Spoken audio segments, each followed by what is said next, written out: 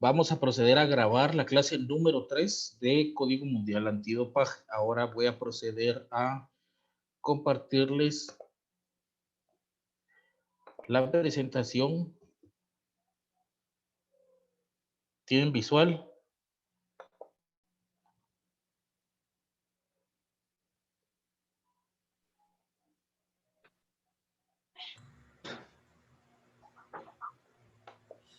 Afirmativo, profe.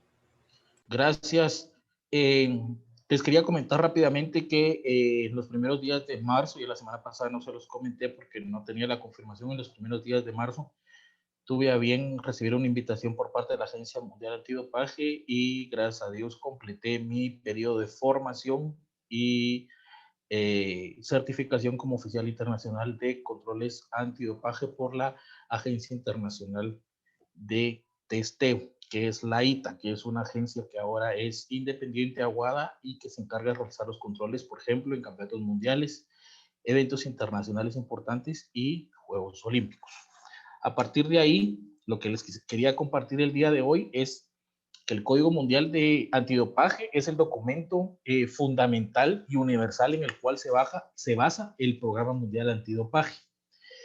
El objeto de este código es promover la lucha contra el dopaje mediante la armonización universal de los elementos relacionados al antidopaje.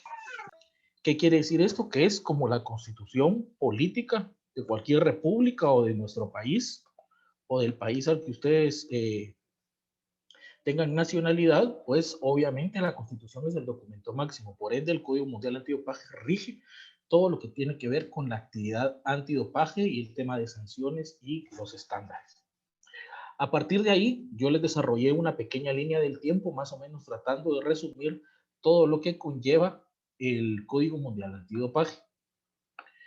Para ello, les puedo hablar que en el año 2003 se aprobó el primer Código Mundial Antidopaje. Cómo se realizaban antes los controles y bien se hacía, era responsabilidad absoluta del Comité Olímpico Internacional y de las federaciones internacionales. Pero con la creciente ola de casos o la creciente ola de dopaje a nivel mundial, pues el Comité Olímpico se da cuenta que debe crear una agencia o una institución que sea la encargada de velar por la lucha antidopaje. Por eso se crea la Agencia Mundial Antidopaje en el 2000.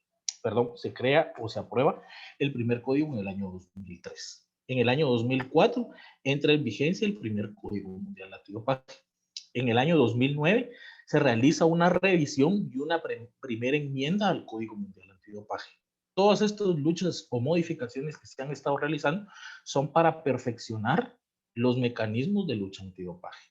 Si bien les había dicho o comentado que a partir de 1968 que se realizaron controles, se buscaba la buena fe de los atletas.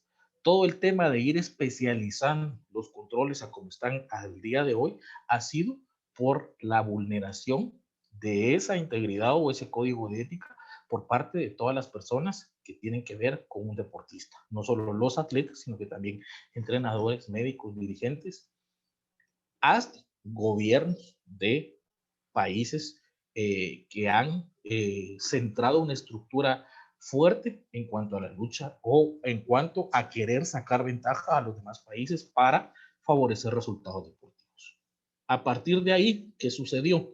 En el 2015 entra en vigor una segunda enmienda al Código Mundial Antidopaje y en el 2018 se realiza una tercera enmienda. A partir del año 2018, a finales del 2018, entra un periodo de revisión del Código Mundial en el cual se le pide ayuda a todas las personas involucradas, médicos, nutricionistas, atletas, entrenadores, dirigentes, padres de familia, público en general, para que ellos hicieran sus propuestas, sus observaciones a cada una de las normas antidopaje y al código.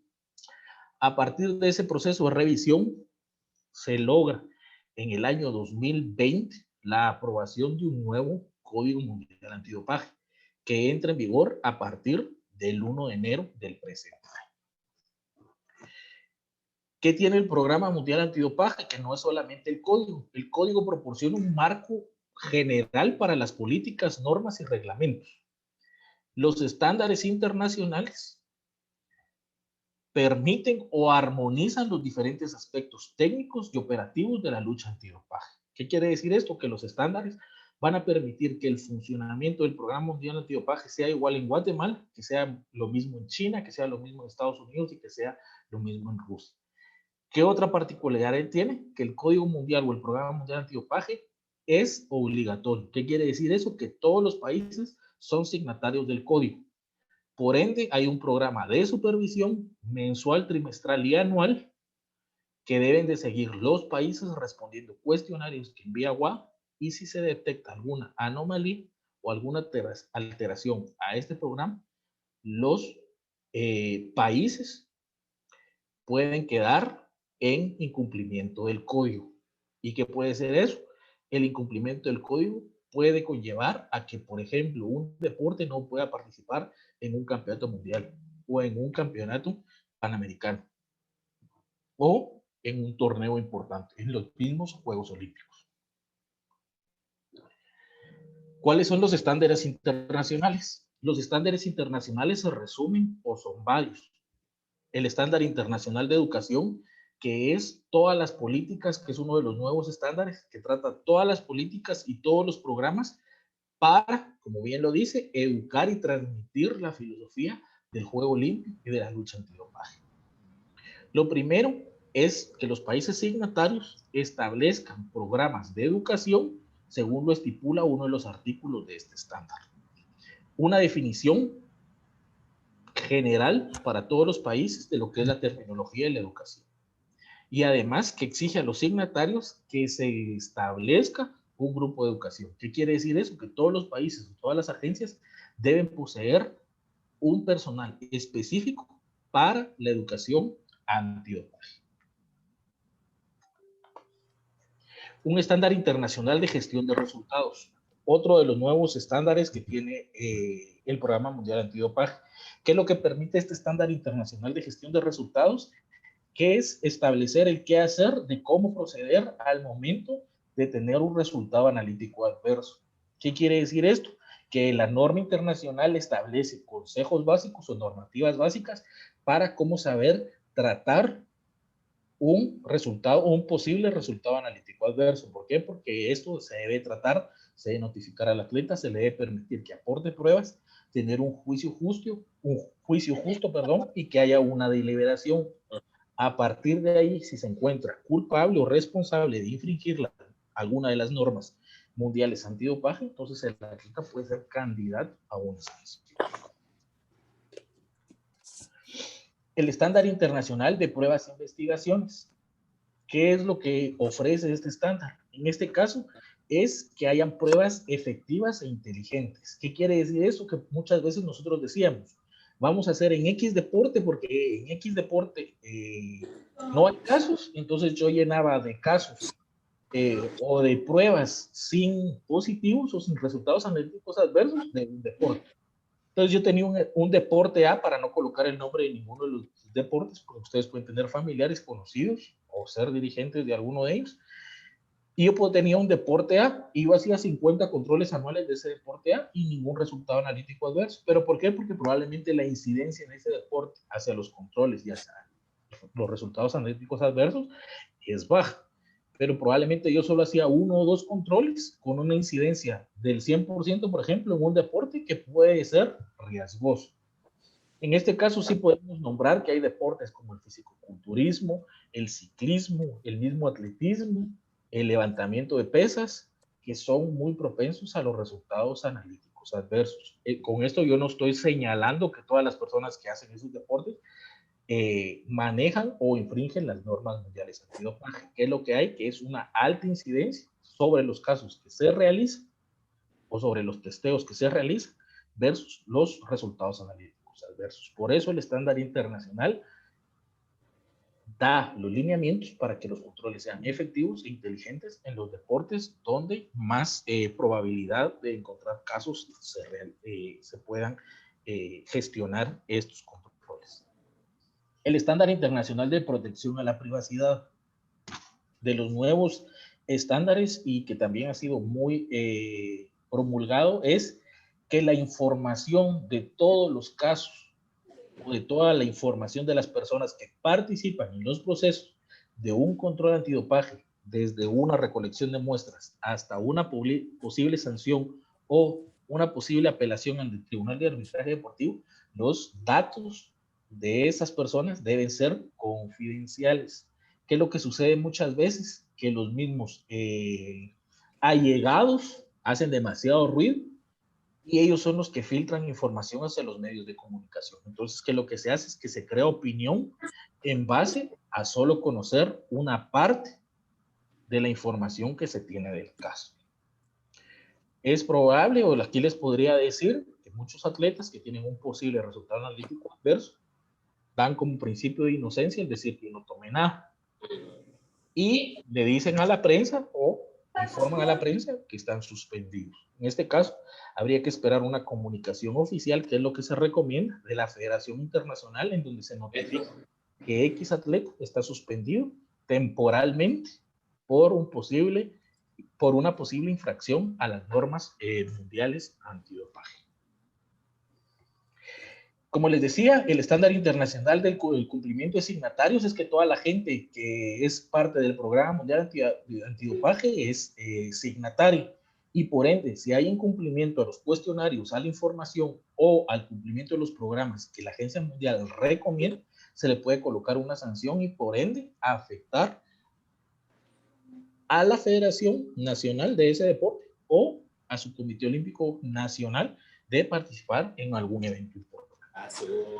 El estándar internacional de laboratorios es el que provee los requisitos y todos los lineamientos que deben de cumplir los laboratorios para analizar muestras. Hay laboratorios que son muy especializados en realizar ciertos análisis y hay otros laboratorios que realizan cualquier tipo de análisis. Todo esto, para una información general, todos los laboratorios deben de cumplir la norma ISO 9001-2015, creo que es la moderna, porque ahora se están mudando hacia una nueva, pero la 9001-2015 es la que deben de cumplir los laboratorios, y los laboratorios también pueden ser suspendidos por estar realizando los análisis de forma errónea o por estar incumpliendo los protocolos de análisis. Y el estándar internacional de AUT, que es un tema que vamos a ver un poquito más adelante, pero también vamos a ver qué es todas las regulaciones de cómo presentar una justificación para tomar algún medicamento. Esto se puede realizar de forma previa, realizando un expediente médico, o pidiéndolo de forma retroactiva si existe un riesgo o un padecimiento en donde se ponga en riesgo o se comprometa la integridad o riesgo de vida del atleta. ¿Qué quiere decir eso? Que el atleta se opera de emergencia y le tienen que poner un X medicamento, obviamente hay que tramitar un AUT retroactivo. O un atleta se lesiona y sufre una fractura, por ejemplo, y se le opera, también se le debe tramitar, por ejemplo, un AUT de forma retroactiva. Y el estándar internacional de lista prohibida, que es el que vamos a desarrollar a continuación, y yo me voy a permitir compartirles la siguiente presentación para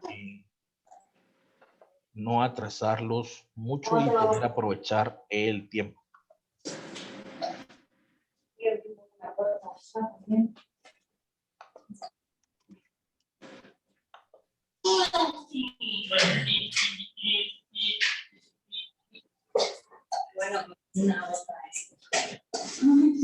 Solo me confirman si tienen visual, un dedito del chat, por favor. Y si alguien tiene un micrófono, si me hace favor de cerrarlo, porque hay un micrófono activo, jóvenes. Joana. No me micrófono activo, Juan.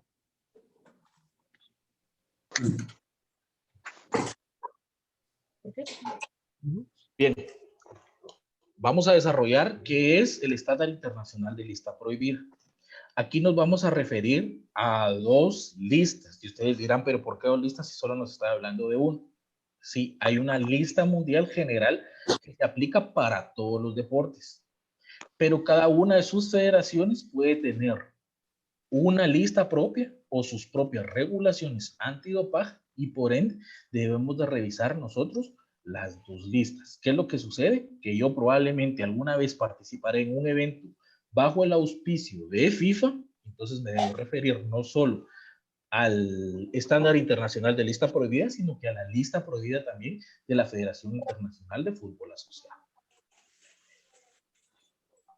¿Qué es lo que sucede? Que algunas veces yo me voy a someter únicamente a una competencia que es bajo el auspicio del movimiento olímpico, entonces probablemente solo me va a ser aplicada la lista mundial antidopaje. Entonces son algunos términos que hay que tener referencia y que también debemos tener conocimiento para saber la forma como aplicar. La lista prohibida, como bien les decía, todos los estándares son obligatorios dentro del programa mundial antidopaje.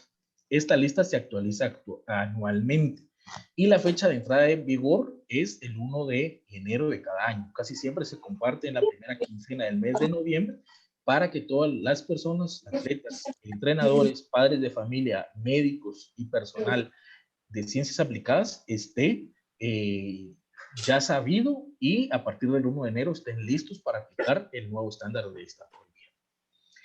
La AMA siempre va a mantener el texto oficial que se publica en inglés y francés, como bien se lo decía. Cualquier tema de conflicto entre versiones y traducciones siempre va a prevalecer la versión en inglés sobre cualquiera de las versiones. Hay ciertas prohibiciones que vamos a conocer.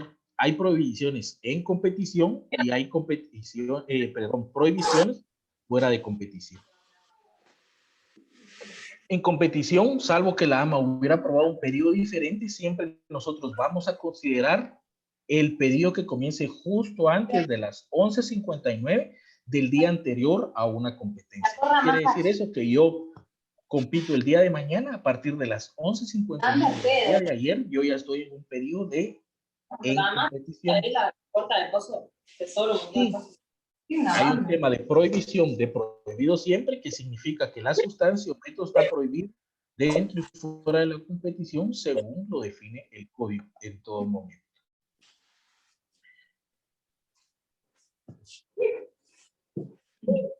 Ya está, ya me lo Si alguien pudiera hacer favor, jóvenes, hay un micrófono que está abierto y que es Lobato que tiene tenés tu micrófono prendido. Lobato, apáguelo. Lobato.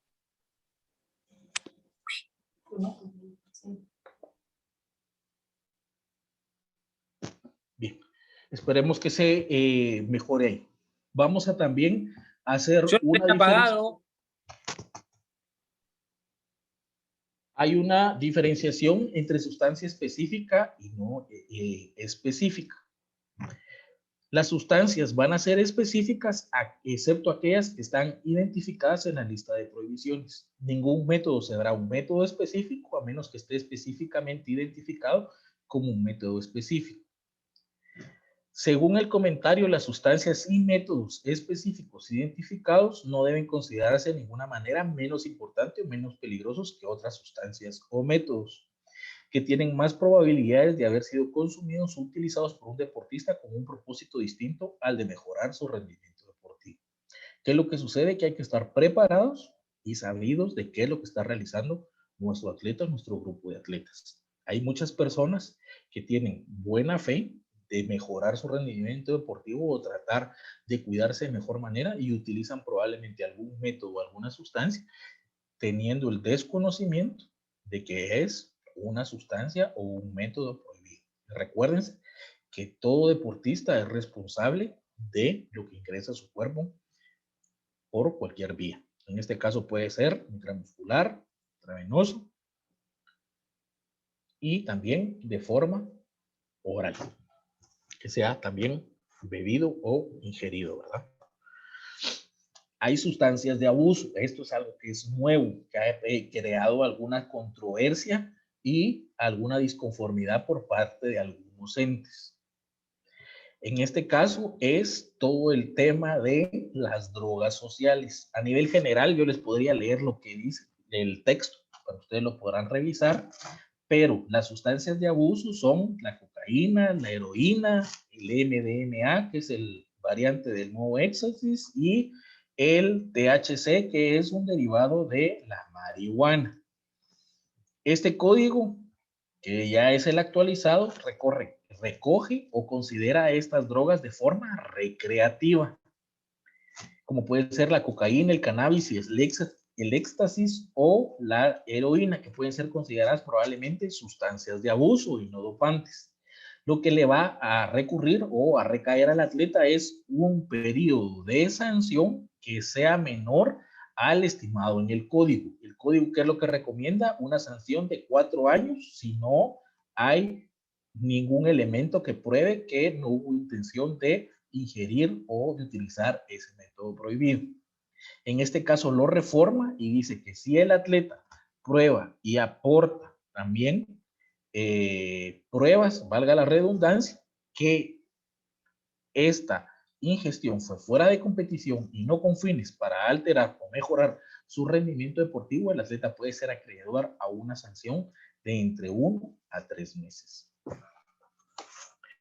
Y rápidamente yo les voy a presentar 2 atletas reconocidos, multimedallistas mundiales y olímpicos. A su parte superior de la pantalla está Michael Phelps, el máximo ganador de medallas. Está fumando un derivado de cannabis, que es marihuana. Y en la parte inferior derecha de su pantalla estará el señor Ryan Lochte, que está con una infusión intravenosa que supera los 100 mililitros, que el atleta fue sancionado, porque es algo que está prohibido, y estuvo sancionado por un periodo de hasta 14 meses. Y el señor Phelps, gracias a la intervención de USADA y de las redes sociales, solo le recayó una sanción de 6 meses por estar consumiendo una droga de tipo recreativo. ¿Qué es lo que hubiera sucedido si Phelps competía o le hacían un control fuera de competencia? Es que hubiera salido con un resultado analítico adverso y por lo menos hubiera acarreado una sanción de en ese entonces de un periodo de entre 2 y 4 años. Hay varios grupos que vamos a ver, que no vamos a ver y determinar todos, porque en este caso hay muchas sustancias y yo, como bien les decía, no promuevo el uso de sustancias ni tampoco soy un especialista en el área médica para recetar y dosificar, en este caso, cantidades de medicina. Solo lo vamos a ver de una forma general para que nosotros conozcamos y sepamos cómo debemos afrontar el tema en cuanto a la medicación que tengan nuestros deportistas. En este caso, yo les podré recomendar, lo primero, no automedicarnos. 2, no recomendar el mismo medicamento que tomó un atleta para el mismo padecimiento que tiene otro atleta. ¿Por qué? Porque hay muchas situaciones y que los organismos no responden de la misma manera. Imagínense que tenemos a un atleta alérgico y le estamos dando una sustancia que le va a acelerar su proceso de alergia, probablemente vamos a comprometer o arriesgar su vida. Entonces, por ende, los atletas deben de tener la cultura de informar cualquier dolor, cualquier padecimiento, cualquier sustancia, pomada, líquido, pastilla que hayan ingerido en el periodo donde no los vemos. Yo sé que a veces es muy difícil y que no podemos tener el control de todo, pero en este caso deben haber buenas estrategias de comunicación en cuanto a la conformación de sus equipos médicos. Y el médico debe ser una persona muy importante y que debe estar muy bien capacitada en cuanto a el conocimiento y manejo de la lista prohibida. Así como ustedes manejan perfectamente todo lo que es cargas deportivas, su diario de entrenamiento, la técnica y la táctica, el médico debe saber y controlar la medicación y la lista, debe tener ese equilibrio. Las sustancias prohibidas siempre, que es un grupo SO, son sustancias y métodos que son consideradas específicas. El código recoge que las drogas recreativas, como el cannabis y la cocaína, pueden ser consideradas sustancias de abuso.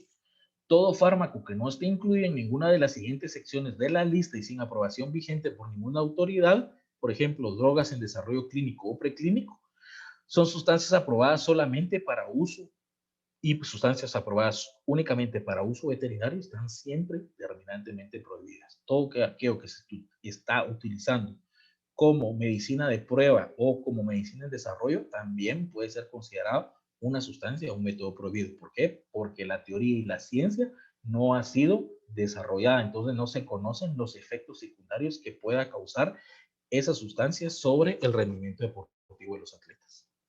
Los agentes anabolizantes son sustancias y métodos prohibidos en todo momento, dentro y fuera de competición. Son todas las sustancias prohibidas en esta clase que son también consideradas como sustancias no específicas.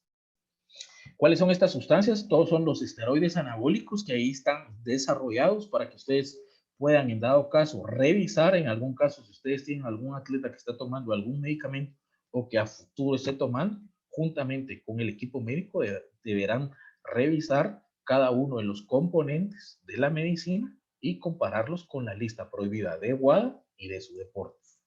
En este caso, los que más sobresalen es la boldenona, el clostebol, el estanodosol y algunos derivados. Profesor, una pregunta. ¿Sí? Ya no está incluido la dexametasona. Bien, está incluida ahí más adelante y lo vamos a ver. Ah, ok. Que tenía Sí. la duda, pensé que ya la habían sacado, pero tenía la duda si seguía la dexametasona. Es buena pregunta. ¿Quién la hizo? Suelen. Sí, Sí, soy yo. suelen. Muy buena pregunta. ¿Qué es lo que sucede con algunas sustancias que están entrando y saliendo con una dinámica de revisión? También hay sustancias de revisión como, por ejemplo, lo vamos a ver más adelante, pero lo podemos mencionar, la cafeína, la nicotina y algunas otras están en un periodo de investigación. ¿Por qué? Investigación, exactamente. Porque lo que sucede es que del 100% de controles que se realizan en el mundo, por ejemplo, el 15% de resultados hay gente que da altos contenidos de nicotina. Entonces se podría considerar a futuro que se está utilizando la nicotina para enmascarar ciertas sustancias. Entonces probablemente la nicotina en algún tiempo o en algún deporte va a ser una sustancia que va a ser de el listado de la lista prohibida, no solo de WADA, sino que también de diferentes deportes. Hay agentes anabolizantes y en este caso lo que nosotros podríamos decir que por desconocimiento es donde nuestros atletas o la gran mayoría de atletas fallan los controles antidopaje por agentes anabolizantes.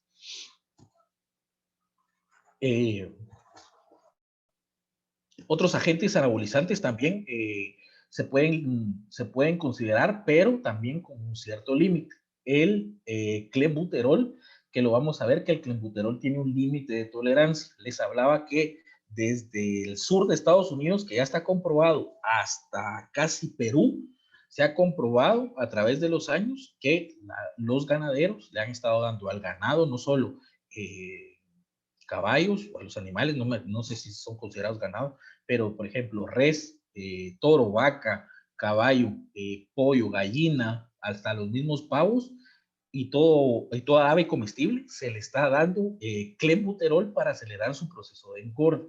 ¿Qué quiere decir esto? Que se reduce el periodo de crianza.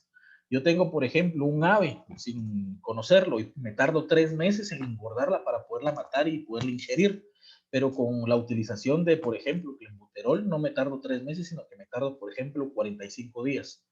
Entonces, obviamente, yo voy a acelerar y mi proceso va a ser, obviamente, acelerar las ventas o incrementar las ventas. Entonces, probablemente por eso se esté utilizando este medicamento. ¿Qué es lo que sucede? Que el atleta da un resultado adverso, pero no es sancionado, siempre y cuando aparezca en el límite de tolerancia. Como bien les decía anteriormente, se le cita, se le da a conocer la causa, se le revisa el límite y se le pregunta si él sabe o en qué región del país estuvo y consumió esa carne. Se hace una pequeña investigación y el atleta queda automáticamente exento porque no rebasa el límite de tolerancia. Cuando se le van... Perdón, ese fue el caso que hubo en Sudamérica, si no estoy mal, que a las alas de pollo eran las que les estaban inyectando el clenbuterol y unos jugadores salieron positivos con unas ciertas cantidades, si no estoy mal, ese fue el caso, ¿verdad? Miren cómo estoy de buena gente hoy yo, que les voy a decir. Para sus trabajos, refiéranse. Mundial Sub-17 de México. Se hicieron más de 300 controles y se encontraron más de 190, casi 200 resultados analíticos adversos por clenbuterol. Eso fue lo que alarmó y puso las barbas en remojo, no solo a FIFA, sino a WADA para realizar estudios del consumo de clenbuterol y el uso del clenbuterol en carne para América. Lo anotaron y si no, revisan la grabación. Mundial de México, no sé si fue en 2011 o 2013, fue un sub-17 y lo ganó México. Entonces, ustedes me corrigen el año nada más, pero ya les di el 50% del tip para que empiecen a realizar el trabajo. Yo no me acordaba el año, pero sí estaba segura que esa había sido la investigación que habían hecho, que había surgido de las aves, de pollos, que eran las alas, si no estoy mal. Ahí está, y está la razón también, si lo pueden investigar. Alemania, cuando gana el Mundial de Brasil 2014, viaja con un aparato de médicos, nutricionistas, cocineros y lleva su propia carne desde Alemania. No compró ninguna carne en Brasil. Todo ese aparato o andamiaje lo realizaron haciendo un programa de prevención y de control antidopaje a la comida.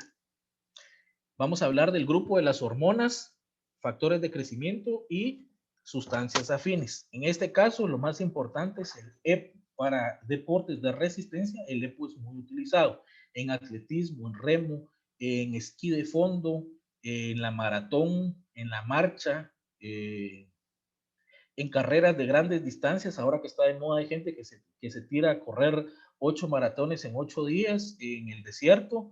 Hay gente que está utilizando o utiliza un método prohibido, que es el EPO. Y el EPO ya se puede encontrar en orina, en sangre y en cualquier análisis que se realice en estas sustancias se encuentra cualquier derivado de la eritropoyetina.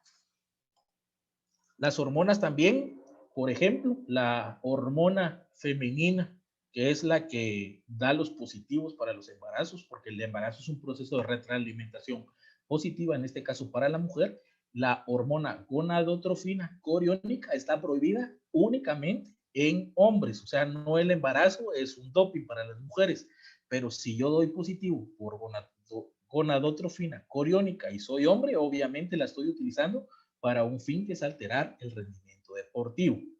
La hormona del crecimiento está prohibida, a menos que haya alguna sobreproducción de esta hormona a nivel natural. ¿Qué quiere decir esto? Que cuando yo tengo una sobreproducción de hormona de crecimiento, probablemente marque, pero la hormona de crecimiento no marca con un indicativo. ¿Se recuerdan que les hablé de los marcadores o indicadores? Cuando yo tomo hormona de crecimiento de origen exógeno, siempre voy a dar positivo por un marcador y ese marcador me va a indicar automáticamente que estoy tomando hormona de crecimiento.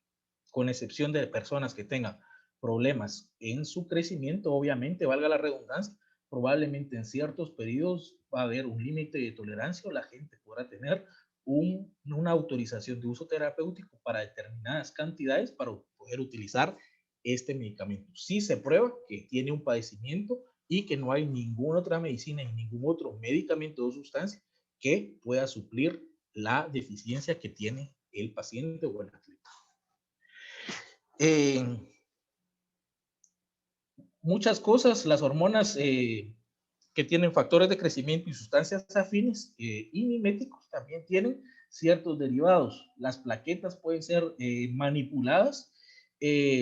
Se pueden utilizar también manipulación a través de la vía intramuscular de ciertas sustancias y por eso hay algunos tratamientos novedosos de todo lo que es utilización de plasma. Tengan cuidado si les ofrecen, revisen siempre si no pertenece a los métodos prohibidos, la utilización de plasma propia, que se la sacan, la tratan y luego se las vuelven a colocar, y también la utilización de cierto plasma de ciertos animales. Se recordarán para una final de Champions, creo que el jugador del Atlético de Madrid, el brasileño que es español, se me escapa el nombre, utilizó plasma de caballo para tratar una lesión y solo logró jugar creo que 8 minutos. Entonces, todas esas cosas hay que tener cuidado, saberlas valorar y estudiarlas previamente a ser utilizadas, si no, son un riesgo de sanción.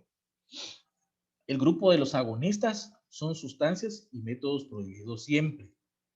En este caso, todos los beta 2 y selectivos y no selectivos son isómeros ópticos y estos medicamentos también están prohibidos.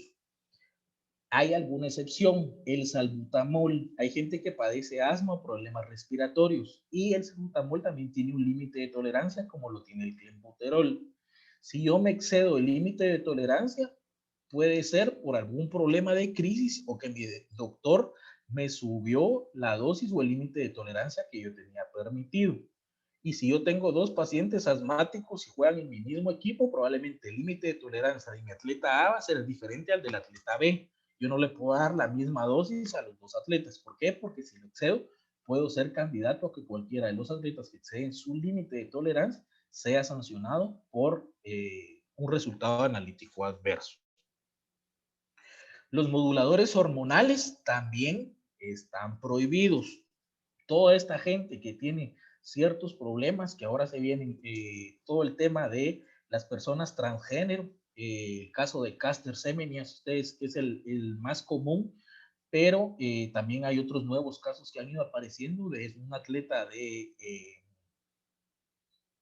origen afroamericano, que compite como mujer, pero tiene una producción hormonal que es superior a la de cualquier mujer y es muy parecida a la producción hormonal de un hombre.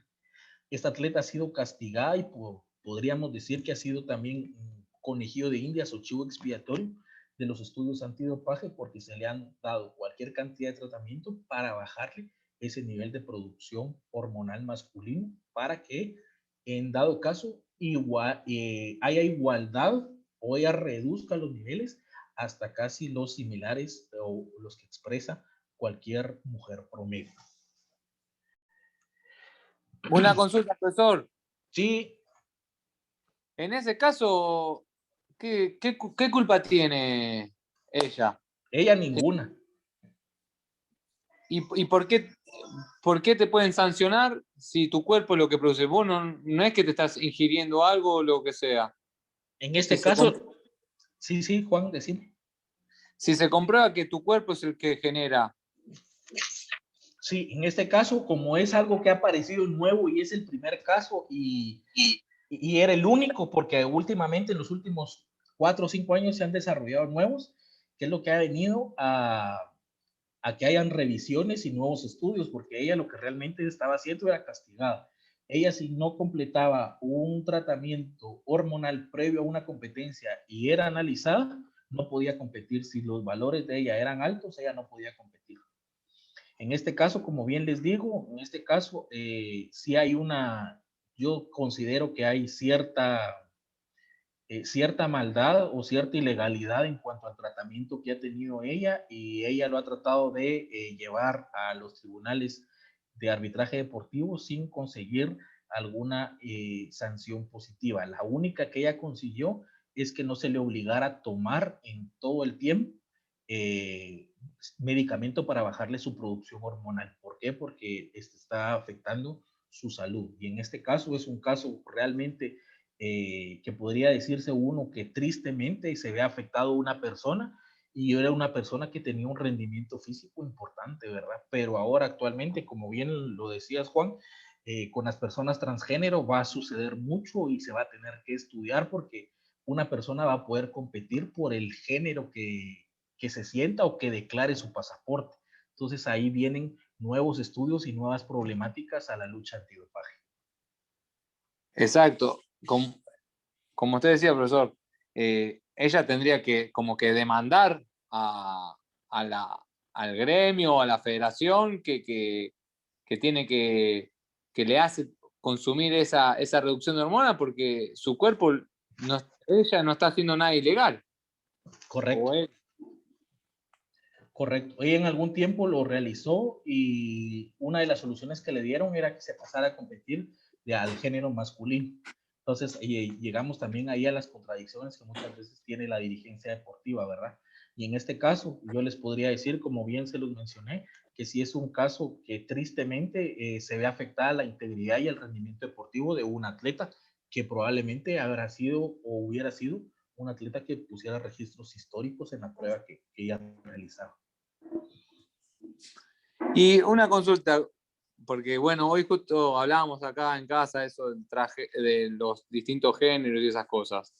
Por ejemplo, si vos tenés un hombre que se hace mujer, se convierte en mujer y el pasaporte lo avala todo. Pero a la hora de hacer un deporte, a mi punto de vista, está adquiriendo ventaja. Sí, esa es una situación que se debe tratar y que va a ser un problema futuro para todas las federaciones, porque yo bien podría presentar, por ejemplo, como bien lo decís, un equipo de 3 mujeres transgénero, por ejemplo, en un equipo de fútbol, ¿verdad? Y si En fuera Argentina futsal, ¿verdad? Entonces ya estoy tomando ventaja de más de la mitad del equipo es transgénero, entonces le estoy jugando realmente, no le estoy jugando limpio al rival, ¿verdad? en Argentina ya se avaló, porque bueno, hoy en día están haciendo, ya es admitido por AFA y hay contratos para el fútbol femenino. Bueno, se están haciendo un montón de cambios en ese sentido, pero ya también avalaron, creo que 2 jugadoras transgénero. Entonces, para mi criterio, algunos dirán que me quedé en la época, en antepasado, lo que sea, pero eso es sacar ventaja. Yo sigo A mí creyendo me que sí, sacar porque ventaja. hay diferencias musculares y de desarrollo que se expresan de forma diferente, ¿verdad? Porque el hombre probablemente desarrolla, la diferencia está calculada y yo fallaría porque también me dedico a dar clases de metodología de entrenamiento. La diferencia de fuerza o desarrollo muscular entre hombres y mujeres está calculado entre un 25 y un 40%. Entonces la capacidad para desarrollar o ejercer hipertrofia muscular y fuerza muscular, pues obviamente va a ser diferente, ¿verdad? Está bien. Gracias, profesor. Muchas gracias. La sustancia S4, que lo que más remarca es el meldonium, que es una sustancia que se desconocía mucho, y es el famoso caso de la tenista María Sharapova, que ella por desconocimiento lo ingirió cuando ya formaba parte de la lista prohibida y dio un resultado analítico adverso y tuvo que tener una sanción de 2 años y tenerla que cumplir. Los diuréticos y agentes enmascarantes, que es algo muy peligroso también en nuestros atletas, principalmente en América, que hay gente que toma o se suministra métodos y sustancias prohibidas y le dice tomate X medicamento porque es diurético y te va a limpiar.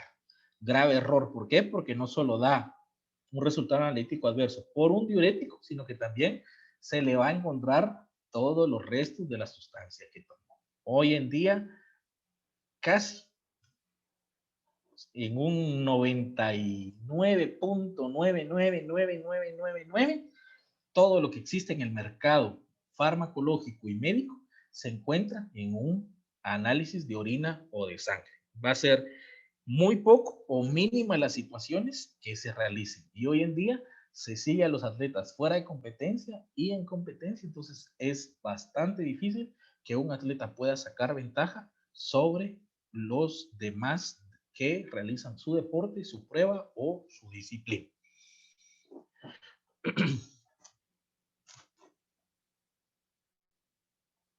Los métodos prohibidos, la manipulación de sangre, que es muy importante, en este caso la oxigenación o las transfusiones, el caso, la operación Puerto es el caso más famoso, que es un caso de ciclismo en España. El médico Eufemiano Fuentes es ginecólogo y que todavía puede ejercer la medicina en España. Fue el encargado de perfeccionar este sistema y él tenía medidos con nombre clave, porque no pudieron derivar los nombres y por ende el caso después de 10 años prescribió y no se pudieron revelar los nombres a través de una codificación especial. Manejaba los tiempos en los cuales la transfusión se había realizado, la sangre se almacenaba, se congelaba y se oxigenaba y luego se volvía a introducir al torrente sanguíneo de los atletas. Aquí estuvieron atletas españoles, franceses, alemanes, daneses, belgas, de la nacionalidad que ustedes quieran, ingleses, participaron o fueron parte de el médico del doping, que es el doctor Eufemiano Fuentes, y que aún ejerce medicina y, como les decía, es ginecólogo. La manipulación química y física, todo intento de manipulación, la sustitución o alteración de alguna muestra o de algún componente médico, las infusiones intravenosas, como el caso de Ryan Locke, están prohibidas en más de 100 mililitros, con excepción de algún atleta que haya sufrido algún tratamiento hospitalario o un proceso quirúrgico. El dopaje genético y de células, que es algo que está en Europa creciendo, que es el uso de ácidos nucleicos o de cualquier otro componente mejorado en laboratorio para alterar el funcionamiento y el rendimiento de las células, para conseguir mayor capacidad de fuerza o simplemente para acelerar los procesos de recuperación de los atletas. Hay sustancias estimulantes y también sustancias o métodos prohibidos en competición. Estas sustancias son de clases específicas, exceptuando aquellas que se considerarán no específicas. En este caso, las sustancias de abuso se van a considerar, como bien ya lo habíamos nombrado, la cocaína y lo que se considera ahora como el MDMA, que es un derivado de la droga que se conoce como éxtasis. Todos estos estimulantes incluidos, cuando corresponda, van a ser prohibidos. Y estos estimulantes están todos los nombres de los medicamentos, principalmente lo que son las anfetaminas, que son estimulantes, y también todo estimulante que no esté explícitamente mencionado en esta sección de la lista se va a considerar también una sustancia específica. En los estimulantes específicos están todos los nombres para que ustedes los puedan ir revisando o viendo. Por ejemplo, sobresalen la efedrina, que también son sustancias que se utilizan mucho en los medicamentos antigripales, por eso yo les decía, o también la pseudoefedrina. Tengan mucho cuidado con la automedicación. Si a usted le duele la cabeza, por mucho que moleste usted a su médico, aunque sea que el médico le cobre, si usted tiene un grupo de rendimiento con sus atletas, mejor sea prevenido y que le recomiende un medicamento que probablemente lo va a tener 2 o 3 días enfermo de la gripe y no le va a acelerar su proceso de recuperación, pero que va a evitar usted tener 2 a 4 años de sanción por alterar o incumplir las normas mundiales antidopaje. Hay algunas excepciones, más que todo con límites de tolerancia, ¿verdad? Y también hay, por ejemplo, los microgramos, nanogramos o picogramos también se le llama, para la efedrina y todos los componentes antigripales. Probablemente si usted se toma un antigripal un día antes de realizarse una prueba, probablemente no va a realizar o no va a dar un resultado analítico adverso. Pero ¿qué es lo que sucede o el peligro? Que usted probablemente en 15 días vuelve a competir y vuelve a salir seleccionado en una toma de muestra de control y aseo de orina o de sangre. Entonces, en ese momento, si usted no lo reporta o no hace un proceso de una autorización de uso terapéutico retroactivo, en ese momento usted sí va a estar en riesgo de ser sancionado por una infracción a la norma antidopaje. Los narcóticos, como bien lo dice, aunque se consideran sustancias prohibidas dentro de la competición, ya vimos los derivados de las drogas sociales, pero por ejemplo aquí lo que se consideran el fentanilo y sus derivados, que es una nueva droga sintética, la morfina, que se utiliza para temas de dolor o para pacientes que están desahuciados, y otros medicamentos fuertes para que son inhibidores de dolor también están prohibidos en competición.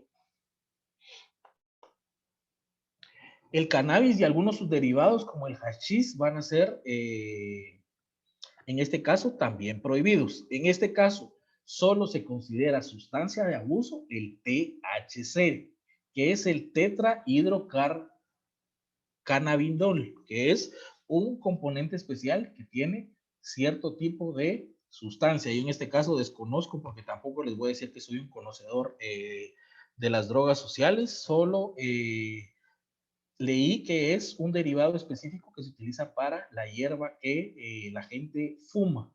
Entonces, en este caso también hay cierto riesgo en solo decir, pero fue solo una vez, entonces era lo que les decía anteriormente.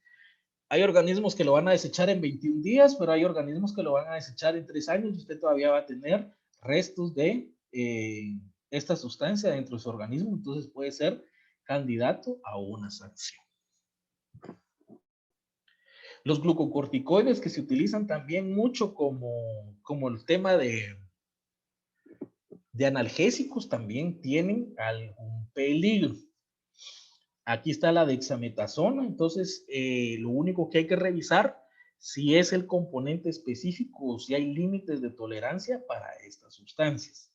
Y si no, pues lo único que hay que hacer es tratar de utilizar un medicamento que sea similar, aunque no tenga la misma fuerza, por ejemplo. Y la segunda es que si usted no tiene otra medicina que no le cure su padecimiento, pues obviamente solicitar un AUT siempre y cuando su médico realice el expediente y su caso sea revisado por el panel médico de su agencia y sea elevado ante su federación internacional para que la federación internacional les autorice.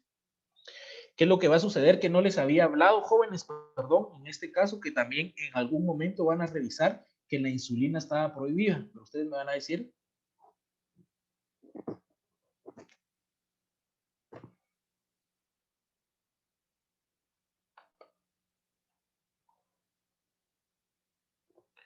Pero yo tenía tiempo todavía.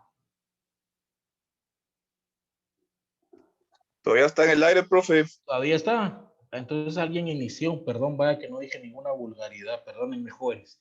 La insulina, lo que sucede es que los pacientes deben de realizar un AUT.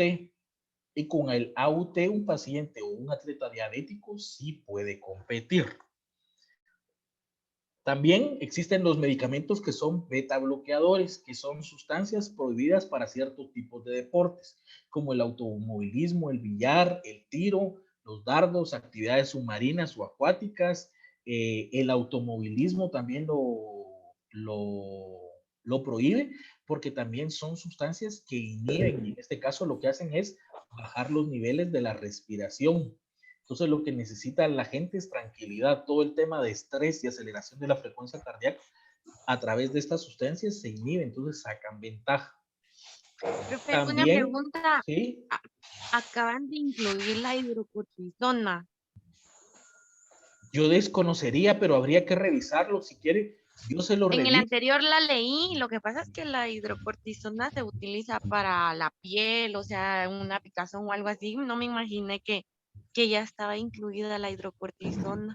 Recuérdese que en este caso, para todo lo que son las afecciones, por ejemplo, de algún tipo de alergia, o también la gente las utiliza como cicatrizantes, llevan Exactamente, cierto por eso era peligro. que lo preguntaba, porque me ha tocado a mí en algunos partidos cuando han habido unos rozones o han abierto, por ejemplo, un jugador que se abrió la frente, yo tenía una pomada de hidrocortisona y eso fue lo que yo le eché, ¿verdad? Y se la dejé para que le estuviera cicatrizando, pero me sorprendí ahorita que utilizar la hidrocortisona ya sea una sustancia prohibida. Sí, hay que tener cuidado y revisarla en este caso, de ver si hay algún tipo de sustancia o límite de tolerancia, o ver Sí, algún porque otro tipo de eso depende mucho también el límite de tolerancia que sea permitida también. Así es. Y la otra es que se la recete siempre un médico. Un médico. No, no, yo sé, yo le digo porque sí sé o sea, utilizo hidrocortisona y sé exactamente, y se me vino a la mente cabal en un partido en el domo de la zona 13 y le abren la frente a mi jugador, entonces inmediatamente necesitaba algo que cicatrizara, entonces yo tenía mi pomada de hidrocortisona y después se la dejé para que él la estuviera utilizando durante un tiempo, ¿verdad? Y recordemos de que ahí, si lo usa ya una semana, ya va comenzando a subir el límite permitido, pero no me imaginé que ya iba incluida la hidrocortisona. Igual también vi que habían otros por ahí que son inhaladores para la sinusitis y todo eso. Entonces, esos también tienen, yo sé que tienen cicatrizantes y todo eso, entonces no me imaginé que ya estaban incluidos. Ahí lo único que hay que revisar con los problemas respiratorios es el límite de tolerancia que tengan. Y a través de ahí pedir los permisos pertinentes con los médicos, ¿verdad? Sí, porque hay unos que son para proteger alvéolos y todas esas situaciones, ya ellos comienzan a sobrepasar los límites con una sola dosis por la función que desempeña. Perfecto, muchas gracias. Y todos los aportes son valiosos. Y para Profe, finalizar, sí. ahí sí tiene mucha razón ahí la profe que estaba diciendo eso y se me viene a la mente hacer una pregunta. Por ejemplo, no es a cualquier médico que se le puede ir a consultar. Tendría que ser un médico que tenga, porque en mi pregunta es, los médicos generales, si uno le dice, mire, son jugadores, ¿ellos saben algo de esto o tendría que ser un médico especial? Mire, a nivel general, si usted se lo dice a un médico, probablemente no va a tener el conocimiento. Se maneja que está al pendiente de todo esto. En segundo lugar, podría ser que un médico, si el médico es que mucha responsabilidad le ejercen y hay una nueva etapa de médicos en Guatemala, es que hay gente que investiga y consulta. Y hay una cadena de consulta desde sus médicos mentores, probablemente hasta sus colegas. Entonces, todo este sistema se activa, pero si no fuera así, lo que sí debería protegerse es no solo hacer una consulta a un médico general, sino que a un médico especializado en la rama deportiva. Y si tienen dudas, no tengan pena de escribir o de llamar a la Agencia Nacional Antidopaje, identificarse y hacer la consulta sobre cierto tipo de medicación o de alguna dosis que les hayan recomendado a sus jugadores o a sus atletas. Y para terminar, solo les quería comentar algo. ¿Sí? Profe, perdone, un poquito en sintonía con lo que han estado consultando ahorita en estas últimas dos preguntas. A lo largo del curso creo que nos está quedando bastante claro que la responsabilidad de, digamos, de lo que ingresa al cuerpo es del atleta y nosotros somos también corresponsables como entrenadores y, digamos, no podemos alegar ignorancia, ¿verdad? Sin embargo, lo que no me queda claro todavía son el tema de procedimientos, de cómo nosotros debiéramos de hacer para salvaguardarnos en ese sentido, porque pues sí, digamos, tenemos duda, o yo tengo duda más bien, de cuál se debería ser el debido proceso, digamos, ¿verdad? El compañero mencionó ahí, digamos, consultarle a un médico, usted respondió a un médico especialista, pero a nivel, digamos, de la competencia de donde nosotros estemos participando, digamos, si es de FedeFoot o no sé si es de CONCACAF, ¿hay, digamos, alguna instancia y algún proceso para hacer una consulta, para, digamos, manifestar una, digamos, preexistencia de alguna enfermedad, etcétera? Bien, buenísima tu pregunta. En este caso, no esperemos a que el momento de la preexistencia sea un día antes del partido, ya hablando del tema del campo de trabajo. Si yo tengo un atleta que sufre un padecimiento o que tomó cierta medicación, yo me debo informar de qué medicamento hay e investigar. Si el médico no lo recetó, de igual forma nosotros podemos accionar y podemos en cierto momento declarar probablemente algún tipo de automedicación por parte del atleta y la recomendación propia en este caso sería que un atleta se evite de competir porque puede ser candidato a un control antidopaje. Si el médico recetó algo y probablemente él no revisó la lista prohibida, puede hacer un procedimiento de una AUT siempre y cuando revise el caso y pueda él probar que este medicamento es el único para tratar el padecimiento del atleta.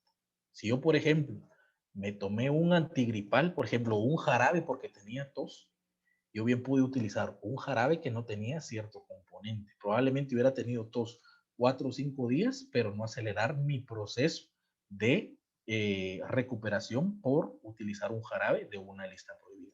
Y en este caso, la responsabilidad en clubes profesionales debe recaer mucho en el médico, en el fisioterapista y en el nutricionista. El entrenador algunas veces dice, es que miren, en el Real Madrid está tomando X medicamento o está tomando X recuperante, tomémoslo. Pero nosotros sabemos cuál es la dosis, cuál es el método que están utilizando. Entonces, imagínense si ustedes miran que llega un X jugador de la Liga Española y se toma un batido y yo me tomo 10 batidos en el día, probablemente yo estoy excediendo de alguna sustancia o alguna dosis. En este caso, la responsabilidad debe existir en cuanto a la responsabilidad de los atletas de informar cualquier padecimiento o dolencia que tengan y si en dado caso ellos utilizaron algún tipo de sustancia o ingirieron algún tipo de sustancia. Recuérdense también que el uso tópico, por ejemplo, porque hay algunos que son padres de familia, como hablamos en las primeras clases, y tienen que aplicarle cremas o hacerle curaciones a alguno de sus hijos, pero recuérdense tenerlo o hacerlo con guantes, aunque ustedes digan que exagerado es el profe o que exagerado es el Kevin. ¿Por qué? Porque nosotros a veces nos quitamos pellejitos o nos mordemos los dedos y tenemos ciertas pequeñas heridas. Y si tenemos contacto con esa sustancia ya ingresó a nuestro cuerpo. Y probablemente tenemos desde un día hasta 95 o más días o hasta 120 días para que esa sustancia se borre de nuestro organismo o se libere y o no salga con un probable positivo. ¿Alguien más, jóvenes? Profe, buenas noches. Kevin, profe, buenas noches. Sí. Solo una consulta, ¿hasta cuánto tiempo uno puede hacer retrospectiva el formulario, llenar el formulario cuando uno colocó algún medicamento o usó algún medicamento? ¿Cuánto tiempo puede pasar antes de hacerlo retrospectivo? Habría que revisar qué medicamento fue Errol y sobre todo hacer la retrospectiva del caso y el estudio previo de qué hacerlo, porque por ejemplo si se realizó porque había un riesgo de vida, por ejemplo quirúrgico o de algún compromiso de fractura que es mejor o de alguna operación grave, sí se puede hacer un retroactivo de un día para otro. O si una persona, por ejemplo, se enfermó y tuvo un ataque, por ejemplo, y al otro día va a competir, sí se puede pedir un AUT retroactivo, pero en dado caso, cuando son padecimientos o enfermedades, sí hay que hacer una retrospectiva de por lo menos 30 días. El Código Mundial dice que 30 días antes de participar, por ejemplo, yo voy a jugar mañana, tuve que haber tenido antes del 15 de febrero, haber realizado el procedimiento de autorización ante la Federación Internacional para que me lo autorice. O sea, yo no puedo pedir hoy el AUT, yo tengo que tener 30 días previos a la participación en una competencia. Entonces quiere decir que yo me debería haber preparado por lo menos con 45, 70 o más días previos para solicitar un AUT.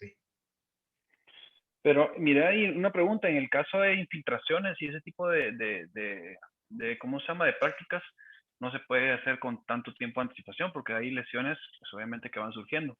Recordate que en competencias dice que hasta 100 mililitros y no excederse de esa cantidad, porque cualquier actividad que sobrepase los 100 ml está considerado como un método prohibido.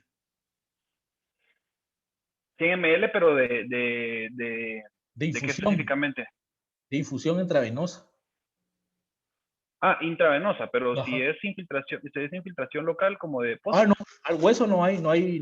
Lo único que hay que revisar es que no vaya a ser con alguna sustancia prohibida, ¿verdad? Por ejemplo, a un atleta una vez se le infiltró un ciclista en Guatemala que yo conozco, ganó una medalla y le había infiltrado la rodilla con lidocaína, entonces se perdió la medalla por haber utilizado una sustancia prohibida. ¿Qué ves? Ajá. Ok. Gracias, Errol. Omar, perdona. Tenemos 5 minutos, jóvenes, aprovechemos para no incumplir con el profe. Profe, buenas noches. Solo me causa una duda según la clase anteriores. No sé, tal vez usted me va a confirmar, así como en el caso de la profesora Sue, si el atleta que ella le dio la pomada, le hicieran una prueba y saliera con doping, ella podría tener problemas, ¿verdad, profe? Sí, porque si el atleta declara que fue su profesor o su entrenador, para no colocar nombres, ¿verdad? Porque a mí no me gusta hablar en nombre propio. Si dice que su entrenador, su médico, su fisioterapista, hay gente que le ha echado la culpa a su mamá, su esposa, le suministró cierta sustancia, esa persona también puede ser equivalente a una sanción. No tan grave, pero probablemente la carga más alta la lleve el atleta, pero sí toda persona allegada que estimule a utilizar una sustancia, un método prohibido, que lo compre o que lo facilite, también puede ser sancionado. Por eso existe un diario clínico, donde uno tiene que llevar el control de qué medicamentos se proporcionan. E incluso cuando yo tuve una competencia con CAF de futsal, se nos dio la instrucción, se nos dio una capacitación a la hora de llenar requisitos de que había que tener un diario clínico donde nosotros lleváramos el control de los medicamentos en uso durante el preparatorio, o sea, durante la preparación, durante la revisión, que eran unas semanas antes de iniciar la competencia y durante la competencia de igual manera. Entonces, por eso es de que yo preguntaba, porque muchas veces se comete el error de que a veces solo para salir del paso se le da la medicina, pero sí hay que tener control qué medicina es la que se maneja, porque como entrenadores o médicos del equipo se tienen que entregar los resultados y la información de qué es lo que se maneja y las cantidades. Perfecto, gracias, Sueli. Eso lo íbamos a ver la próxima semana, usted se nos adelantó un poquito, entonces Perdón, lo siento. yo me alivio de tareas porque no solo ustedes están preparados, sino que obviamente vamos a ir aprendiendo más a partir de la próxima semana. Vamos a ver cómo es el control del fútbol y vamos a preparar o ver todos sus documentos para el momento en que nosotros lleguemos a las plataformas competitivas y estemos preparados. Sí, obviamente, en el fútbol internacional o en el fútbol nacional, cuando se tiene, se le da un diario clínico y se le da nombre por nombre y el doctor es el responsable o el fisioterapista o quien vaya de personal médico de colocar cada uno de los, si le colocó ampollas, si le dio algún medicamento, toda sustancia, si le dio algún recuperante, todo eso se anota nombre por nombre y sustancia por sustancia. Si usted tiene el nombre y las dosis, es perfecto que usted lo anote para presentarlo previo al inicio del juego. Y para cumplir con el tiempo, jóvenes, tenemos 2 minutos. Espero que estén trabajando en sus trabajos que dimos y he resuelto algunas dudas por WhatsApp. Profe, perdone. Sí. Profe, perdone, le saluda a Pablo Morales. Mire, solo quería consultar en relación a las tareas. Una de las tareas es buscar un caso de dopaje del fútbol, ¿verdad? Usted nos dijo que podía ser de cualquier caso a nivel mundial, pero que sea de fútbol. Ahora, usted dice que es en nuestras palabras, que hay que colocarlo y hacerlo, que no sea nada copiado. De los otros dos, profe, usted me puede decir de las otras dos tareas. Una era en relación a al reglamento, algo así decía. No sé si usted me puede corregir. Uno es las estrategias que yo como entrenador puedo desarrollar con mi grupo de atletas para evitar o el riesgo de el consumo o de caer en el doping y cómo hacer nosotros trabajo de prevención.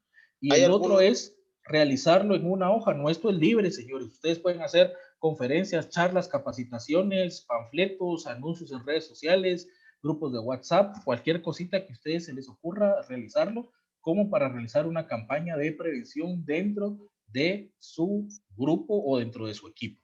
La tercera es realizar una campaña. No, la tercera es realizar un ensayo. La segunda, como estrategias, ya les di 5 o 6 tips que ustedes pueden realizar. ¿Cuántas estrategias que hiciera usted, profe? Ustedes pueden colocar una y sobre una la desarrollan, sobre una la trabajamos. Si usted ¿Y la tercera? Y la tercera, realizar un ensayo de cómo entrenador candidato a obtener la licencia B, yo contribuyo a la lucha antidopaje. Cuando dice, perdóneme mi ignorancia, hoja máxima, ajá, con sus propias palabras. Un ensayo, ¿qué puedo hacer yo como entrenador? Ustedes como entrenadores para contribuir a la lucha antidopaje dentro del fútbol, como futuro entrenador, licencia B.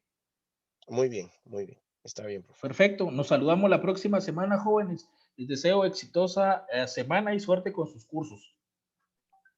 Profesor, disculpe. Sí. Me quedé en lo último. Perdón que le haga repetir. Es un caso de doping positivo en el fútbol, una estrategia con el plantel y el tercero un ensayo. Sí, con mis propias palabras de cómo puedo contribuir yo a la lucha antidopaje como futuro entrenador o como entrenador candidato a obtener la licencia B. Muchas gracias. Disculpe, compañero, profesor, muy buenas noches. Buenas noches. Si no recuerdo mal, dijeron varios casos. Uno, si nosotros quisiéramos, si podemos poner más, enhorabuena, pero la cuestión están en total libertad. Yo les dije casos. Ajá, si ustedes lo quieren desarrollar o centrarse en uno, está perfecto. Perfecto, profesor, gracias. Que tengan buenas noches. Cualquier duda por el chat o me escriben o me llaman. Que tengan buenas noches. Saludos a todos. Romero. Gracias, profe. Buenas noches, gracias. Buenas noches.